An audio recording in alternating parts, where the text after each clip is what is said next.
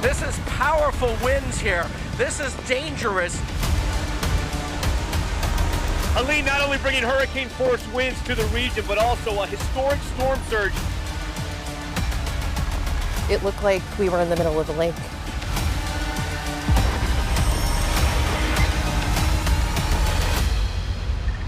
Since the turn of the millennium, we've been seeing deadly and destructive hurricanes slam into the United States, leaving an unimaginable toll. Once-in-a-century storms are now becoming recurring events with the impacts of climate change. Over the next 30 minutes, we're going to look back at some of the worst hurricanes, starting with a storm that changed New Orleans and this country forever, Hurricane Katrina. Katrina formed in the Atlantic in August of 2005, initially hitting Florida as a Category 1. But then when it entered the Gulf, it experienced a phenomenon known as rapid intensification, at one point reaching Category 5 wind speeds. When I was a forecaster at the Hurricane Center in 2005, I was on shift when it went to Category 5, and as it was rapidly intensifying over the Gulf, we knew that regardless of the exact track intensity and size, that it was going to be a devastating hurricane. It weakened, but at the expense of getting much larger. A mandatory evacuation order is hereby called for all of the parish of Orleans. Katrina made landfall in Louisiana on August 29, 2005, as a Category 3 hurricane. But a storm's category, a designation based on wind speeds, isn't the only indicator of its destructive strength or size. While the peak winds decreased down to Category 3, the storm grew in size. The hurricane-force winds extended out more than 70 miles from the center, and the size of that wind field just pushed a tremendous amount of water from the Gulf into those very storm surge-prone areas. New Orleans, which sits below sea level, was inundated with a 15 to 19-foot storm surge in parts of the city. Levees overwhelmed, with results catastrophic. It effectively inundated the entire city of New Orleans, more or less. The levee structure around the city at the time wasn't built to withstand that level of a storm surge coming in, and that's what led to such devastating flooding throughout the general city and surrounding region. So that was the #1 most dangerous component about Katrina. Breaks in the levees led to 80% of the city being swamped, homes lifted off their foundations, and water reaching the rooftops of others. 2 days after Katrina hit New Orleans, the scope of the devastation was still being revealed. This is the scene on Napoleon Avenue, a neighborhood of stately homes flooded to the front door. Choppers above us, our crew drives until we have to walk. The water is getting too deep, and it's getting deeper. We're told there's a hospital about 6 blocks away, and we're going to try to make it there. Each encounter gets more and more profound. We got people in 3-story houses that's still trying to survive out in the houses. An airboat offers to take us to the hospital, but it sinks in the maze of tight corners. We dig the boat out, and Stanley Bordelon, a volunteer who has brought 4 of his airboats to New Orleans, offers us a ride. But just as we reach the front door, we meet Terrence and Victoria Tunson, swimming up to their chins, a young married couple who say they need to find their father stranded at home. Dad, he's trapped in a house. Slowly, we reach their street, and it's suddenly clear this neighborhood is packed with people who never left. We finally see Victoria's father. He's built a raft out of the back door and uses it to get to our boat. So does the dog, Scoops. As we head back, we learn the hospital has no patients. They've all been airlifted. But there are 1,000 employees and family members inside waving down at us. Across Orleans Parish, 2,500 patients have been evacuated from hospitals. Finally, on dry ground, Victoria and her father are lucky. They'll try to get to family in Houston. But the hard part is all too clear. Missions like this are going to have to happen again and again and again. A massive rescue operation was launched. Around 60,000 people pulled from rooftops and flooded homes. To see the city of New Orleans like that, to see the coastline in Mississippi like that, in the most devastating storm surge event in memory up to that time, It was sobering. It took the U.S. Army Corps of Engineers weeks to pump all the floodwater out of New Orleans. It's now believed Katrina is the second most deadly weather disaster in modern U.S. history.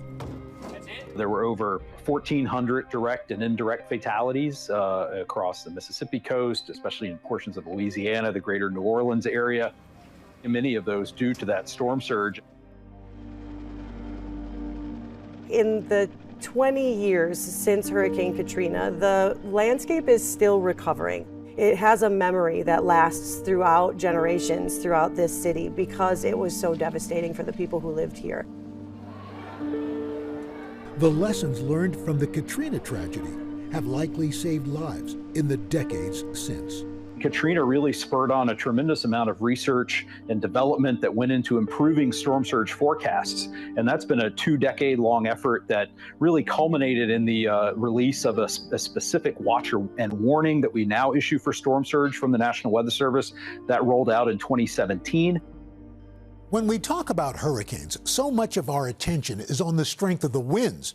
But as we saw with Katrina, the deadliest and most devastating impact is in fact from the water, specifically storm surge. So let's take a moment to explain this. Storm surge occurs as a hurricane is approaching landfall. You've got these powerful winds rotating around the storm center, blowing across the ocean, and those winds have enough force to physically push the ocean water up against the coast. As the hurricane moves over shallower areas closer to the shoreline, the incoming water starts to pile up, raising the ocean above the normal height of the tide. And that rising sea and its pounding waves have no place to go but up and onto land, inundating coastal communities with incredible and deadly force. One coastal community we saw destroyed by storm surge was far from where hurricanes typically hit the United States. In the fall of 2012, Sandy formed as a classic hurricane over the warm waters in the Caribbean, making landfall in Cuba before moving north. As it got up off the mid-Atlantic coast, it interacted with another large weather system, and it lost its sort of tropical characteristics just before it made landfall along the New Jersey coast. With Hurricane Sandy, there was a lot of lessons learned that a storm can change its structure, change its shape, even arguably become a slightly different type of system and still bring with it quite a bit of catastrophic loss. All day long, Hurricane Sandy has been waging a war with a berm, a dune that had been built after a nor'easter in 1992. Well, finally, Hurricane Sandy has won. The dune has been destroyed. The ocean is now rushing in and making its way onto the streets of Point Pleasant Beach. Back right through there, that's where the dunes were I was standing on yesterday. Well, about 8 o'clock last night, those dunes breached, and you can see the result of sand as far as the eye can see. And we're not just talking a veneer, we're talking about at least 6 inches of sand. New York and New Jersey hadn't been seriously impacted by a hurricane since 1999. And because the storm was hitting as a Category 1, some may have assumed they were safe. When Sandy got downgraded and then threatened the northeastern seaboard, a lot of people didn't think they needed to leave because, one, they weren't familiar with these types of storms, but two, typically that kind of storm isn't going to have such a devastating impact to a coastal location that far north. The system became known as Superstorm Sandy. It is the largest U.S. hurricane on record. The size of Sandy was tremendous. Size really is an important factor in driving storm surge, and that's what we saw along the coast of New Jersey and portions of New York and New York City. We had a catastrophic storm surge in some of those areas. The inundation values reached up to nearly 8 feet. Sandy ravaging the New York City region and towns all along the Jersey Shore. These are the first pictures taken from beach level of some of the fanciest sections. One of these houses was valued at $13 million the day before the storm arrived. And these were some of the nicest beachfront properties anywhere on the East Coast. it really devastated quite a bit of the coastline. And it taught them that, and many of us, that a system can travel far north, lead to devastating consequences, and carry with it the remnants of a tropical system. It's a reminder that in the northeastern U.S., that while these impacts can be less frequent, they are often no less severe than storms that can affect areas farther south. I think post-Sandy, there are even more efforts in place to make sure people know what their evacuation zone is, know where to go and how to get there if told to evacuate, and knowing that, once again, in the case of Sandy, like Katrina, that the category on the wind scale does not tell the whole story. Sandy's wind strength was Category 1, and it was a devastating storm surge event. The toll associated with Katrina and Sandy seemed to be among the worst we would experience.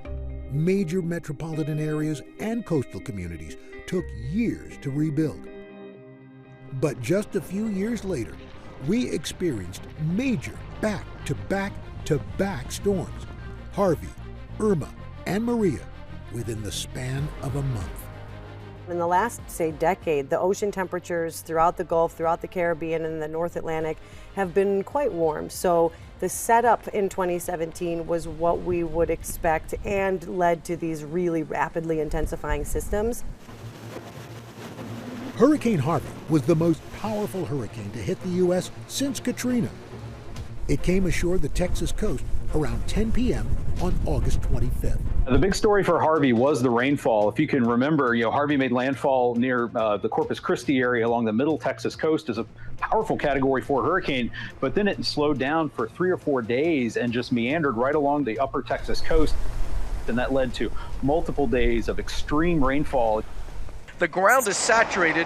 We've seen here in Victoria a measurement of about 16 inches of rain in the last, say, 12, 14 hours. To give you a little perspective, in a good year, they'd have 32 inches here. So we've seen about half the year's rain just in half a day here. Then Harvey stalled over Houston, the nation's 4th largest city, moving at just 5 miles per hour. Some places receiving 50 inches of rain. When the rain-induced flooding disaster occurred in the Houston area, Harvey was a tropical storm. So it was not the wind strength of the system that produced the flooding in Houston. It was the slow motion of the tropical storm and its structural characteristics. I often refer to these storms as category slow. You don't have to be strong in order to produce a water disaster. Because it stalled the way that it did as a product of upper level atmospheric conditions not allowing it to move out of the landscape, it just brought an incredible amount of precipitation and tropical moisture to the region. And then normally a system like that would move on and have it rain throughout multiple states, which we've seen in other storms. But with Harvey, it all just stayed right there and landed in Houston, unfortunately. Some residents have been wading through chest-deep water, desperately trying to salvage what they can. People were carrying babies on their shoulders. All I could grab was my wallet and my phone. That's all I knew to grab. Thousands have been left stranded by the storm as first responders scrambled to save them by boat, by truck, and by helicopter. Harvey was the second costliest storm on record, just behind Katrina, causing $160 billion of damage, and more importantly, killing 89 people. Just days after Harvey finally dissipated, Hurricane Irma made landfall in the Florida Keys as a Category 4 hurricane. The big concern is the winds that you see buffeting me here, and I'm up 4 stories, are coming from the East Coast. Once we see the eye pass a little bit further north of us, then we're going to see the winds coming from the west towards us, and that's where we may see some of the most powerful winds, but also the storm surge. Jacksonville, Florida, getting hit with a record-breaking storm surge up to 6 feet high. 97 people dying from Hurricane Irma, and the storm leaving behind $64 billion in destruction. And then Maria, the deadliest storm of all. Maria, rapidly intensifying from a Category 1 hurricane to a Category 5 in just over 18 hours. It made landfall in Puerto Rico on September 20th, 2017. The situation here is dire. We've been pounded by ferocious winds for the last several hours, and it is only getting worse. Hurricane-force winds now are slamming into San Juan. Authorities say this could be a potentially catastrophic situation. We have sought shelter inside a concrete structure, but others on this island will not be so fortunate. That particular event was so devastating. It really was the classic textbook hurricane, if you have such a thing, because it was so symmetric around the eye. The storm itself was relatively small in aerial size, but inside of the system there were gusts that rivaled that of EF2 tornado strength. So the system itself was sustained as a Category 5, had incredible wind speeds. Maria was one of the most impactful tropical cyclones that's ever hit any part of the United States. It made landfall as a Category 4 hurricane in Puerto Rico, and there were an estimated almost 3,000 fatalities in that area, largely due to catastrophic flooding, significant wind damage across the entire island. Tonight, Puerto Rico is exhausted. Town after town underwater and under pressure. Maria may have passed, but the storm's aftermath is overwhelming. In the northwest part of the island, an extremely dangerous dam failure is forcing more frantic evacuations. It's devastating because, you lose everything. You lose everything. You have to start from zero. And in Toa Baja, 30 miles west of San Juan, Crystal Afanador is desperate. The water flooded her entire first floor, and she says the local shelter has run out of food. We need gas, food, I don't know, someone to help us. In the case of Maria, as it made landfall in Puerto Rico, there was nothing but very warm ocean water, very conducive environmental conditions. So it really made landfall as a major system without any decay in its cycle. It laid waste to Puerto Rico and the nearby islands.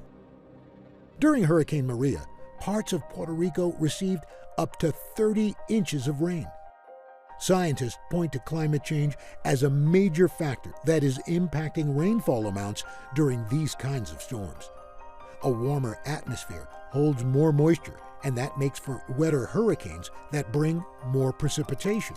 It's not just about what climate change is doing to the wind strength of hurricanes. There is some contribution there. But I'm even more concerned about what our changing climate is doing to water disasters related to tropical storms and hurricanes.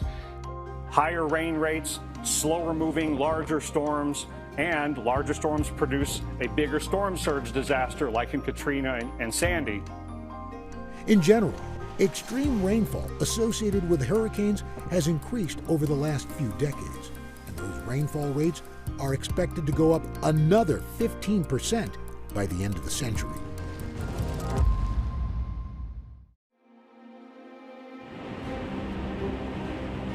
Florida was hit by a deadly storm in the fall of 2022.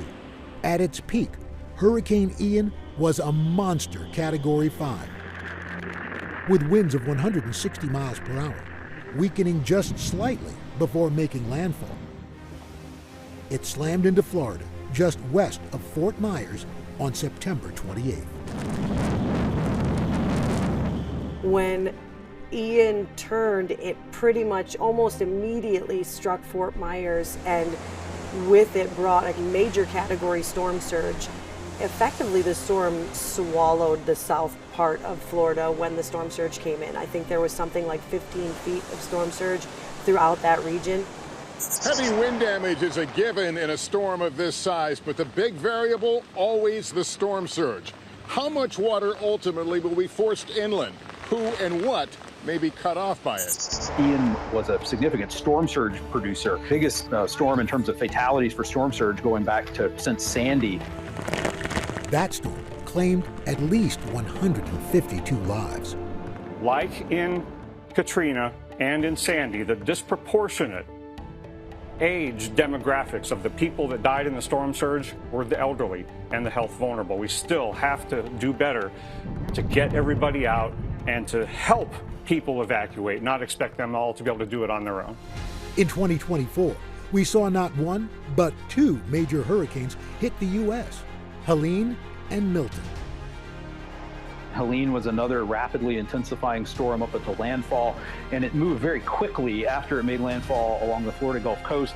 Within 12 to 18 hours, it had moved inland across portions of eastern Georgia into South Carolina and North Carolina. Like Hurricane Ida, some of the worst impacts from Helene happened far away from the coastline. So it was a combination of, one, that moisture that's moving from the tropical environment, but then two, moving into a landscape with such high terrain or high relief change leads to more impressive rainfall. So pair that with river systems that have never in our known history have experienced water amounts like that, and you see the cresting of rivers well beyond any record we've ever seen. In the end, Helene was responsible for more than 200 deaths and $79 billion in damages. Scientists are now looking at how to prevent similar tolls in the future. In places like western North Carolina, where Helene was essentially the worst natural disaster they've ever had, I think just like in coastal areas where we evacuate from storm surge, we can evacuate proactively people who live in areas vulnerable to flooding and landslides. Just 13 days after Helene, we saw Hurricane Milton bear down on Florida. That storm experienced extreme rapid intensification, which worried even veteran meteorologists. I apologize. This is just horrific. Rapid intensification occurs when hurricane wind speeds increase by at least 35 miles per hour over a 24-hour period. For example, moving from a Category 3 to a Category 5. Milton underwent extreme rapid intensification, a rare phenomenon where its maximum sustained wind speed increased by 90 miles per hour in roughly 24 hours. Research is now suggesting that rising sea surface temperatures due to human-caused climate change may be increasing the number of hurricanes that undergo rapid intensification. And Milton tracked through the Gulf, where waters are warming twice as fast as the rest of the world's oceans. It's important to remember that some of the strongest hurricanes, or the strongest hurricanes that have ever hit the United States, the Category 5, the high-end Category 4 hurricanes, all formed and made landfall within just 3 or 4 days. And again, those rapidly intensifying storms that then make landfall at or near their peak intensity have been some of the biggest storms to ever hit the U.S. Welcome back to our live coverage of Hurricane Milton. The situation here in Sarasota is starting to turn dire. At first we had, okay, we're gonna go, we gotta go. Hurricane Milton reached a peak intensity of 180 miles per hour, making it one of the most intense Atlantic hurricanes on record. Milton also generated a historic tornado outbreak in Florida, with at least 46 confirmed tornadoes. With Milton, it was the tornado outbreak that really caused the greatest devastation and greatest loss of life in Florida. Milton was one of the more impressive systems that I have ever seen since I started studying hurricanes. Now, scientists are trying to figure out what lessons we can learn and take away from hurricanes of the last 2 decades as we prepare for the next storms of this century. While looking back at past storms may provide valuable lessons, those who have to respond to hurricanes need to keep looking ahead to see new threats as they emerge. NBC meteorologist Chase Kane has more on what they're doing to get ready for the next storm of the century. Hurricane Ian intensified rapidly in 2022. Climate change supercharged the Category 4 storm, which reshaped both the shoreline and people's perceptions of hurricanes. Florida State researchers found nearly half of evacuees left only hours before landfall, despite a remarkably accurate forecast from the National Hurricane Center. And I wish we were evacuated even earlier than just the day or the hour, the morning of. So you feel like the communication about evacuations could have been better or different? Just a little better. And it really got down to the point where, okay, we were watching the news and said, mandatory to get out. The storm is headed right to us. Linda told me that warning from her local TV meteorologist is what nudged her family to leave, likely saving their lives because they returned to find their entire neighborhood leveled by Ian's storm surge. Things for me have changed. John Morales is a veteran meteorologist and hurricane specialist for NBC Miami. And because climate change is helping more hurricanes intensify more quickly, that's changing how he communicates with his viewers. One of these days, people may not prepare like they should because they'll see the mundane tropical storm, say, oh, it's just, what's the worst that can happen? Maybe it'll be just a Cat 1. Well, one of the things about communicating the threat is those low probability, high impact events need to be talked about on air. Fortunately, the National Hurricane Center's forecasts continue to improve, setting a record last year for the most accurate forecasts in their 70-year history. So our ability to see these rapid intensifications has significantly advanced over the last several seasons. And even I sometimes am stunned at how rapidly we've progressed in this particular arena. And those increasingly accurate forecasts from the NHC are important, whether you live right on the coast or even hundreds of miles inland like the folks flooded by Helene. And that's why heeding evacuation orders and listening to a trusted voice, look at this eye, can mean the difference in life and death. As Chase said, hurricanes are getting more destructive and more intense. And even though you might not be directly in a storm's path, you could still feel its effects. Weather is a common denominator. It doesn't care who you are. It impacts everyone. And that's why it's more important than ever to know what's happening in your neck of the woods. And that's why you have to listen to your local NBC forecast. I'm Al Roker. Thanks for watching, and stay safe.